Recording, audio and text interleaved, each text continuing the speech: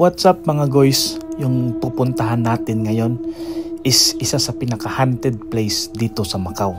Masasabi kong ito ang dead end niya, very remote, or kung sa Bisaya pa, awaaw na lugar. Dito na yung last bus stop. Ito na yung pinakadulo and the least visited tourist destination site ng Macau. Kaya kung makikita nyo, konti lang talaga yung tao dito. Kasi dati itong leprosarium. Meron din sa Pilipinas pero mas malaki lang at dun yun sa Culion, Palawan. Napuntahan na din namin yun. At kahit walang masyadong tao, preserve ito ng Macau government para sa kanilang historical commission dito sa Macau. Noong 1885, pinatayo ito ng Portuguese government para dito ilagay yung may sakit na leprosy.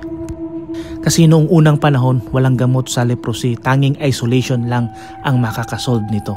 At dito sila namumuhay hanggang sa namatay sila. At sabi pa dito, yung dead bodies ay inilibing nila sa hill, which is katabi lang din dito. Kaya kapag napunta ka dito, maramdaman mo yung eerie vibe niya. Buo na yung community dito. Meron din tong simbahan sa gilid at kung papasukin natin yung maliit na bahay na yan is makikita nyo yung replika kung paano sila namumuhay noon. Ni-refurbish lang ito ng Macau government para kaaya-aya puntahan. Pero dati sa mga pictures na babalot to ng mga ugat ng malalaking puno. Wala naman akong third eye pero there's something eerie sa nararamdaman ko dito.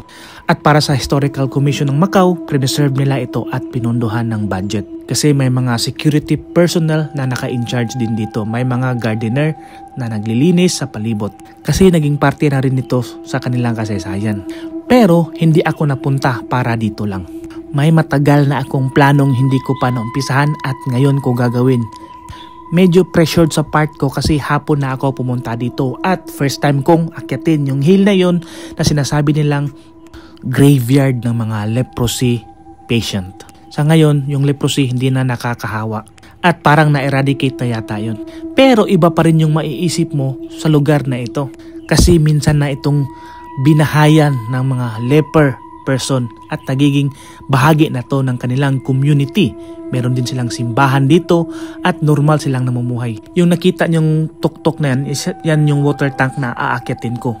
At yung time natin is 4:51 na. Medyo nag-alanganin ako pero matagal magdilim dito sa Macau kaya tinake ko yung risk. Ito naman yung simbahan nila na tanging mga church leaders ang nakaka-visit dito sa lugar noong panahon.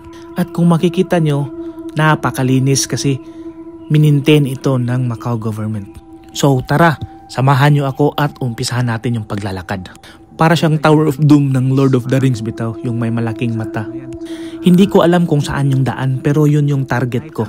At ibabahagi ko sa inyo yung experience na naranasan ko paakyat dyan. Nagre-rely lang ako sa GPS ng aking cellphone at mga signs. Take note, ako lang mag-isa. Hapon na ng oras na yun at tanging water bottle lang ang dala ko. Minsan kasi pasulpot-sulpot ako mag-decide. So heto daw yung bathing area ng mga leper person. Dito sila naliligo. At sa unahan na yan, dyan daw yung hill na paakyat. So tara, puntahan natin. This is an abandoned trail. Usual trail path. Kaya nga, nagdadalawang isip ako kung mag-running shoes ako or mag-climbing shoes. Pero ito na lang sinuot ko. Aaminin ko, natatakot na ako pero tinuloy ko pa rin. Paktay ng ahas. Hindi makapenetrate yung kagat.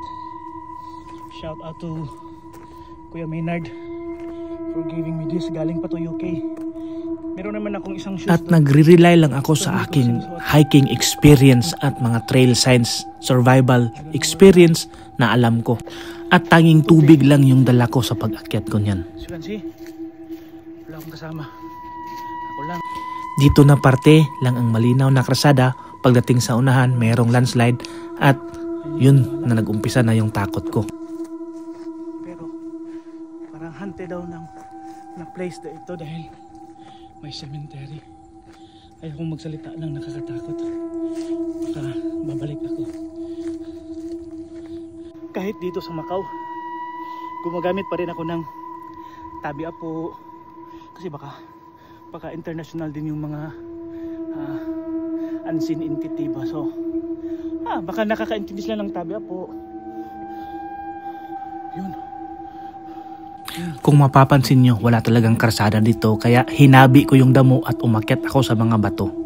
Pero bago ako nakarating dito, meron akong encounter na kakaibang experience na aking natagpuan. At ito yun.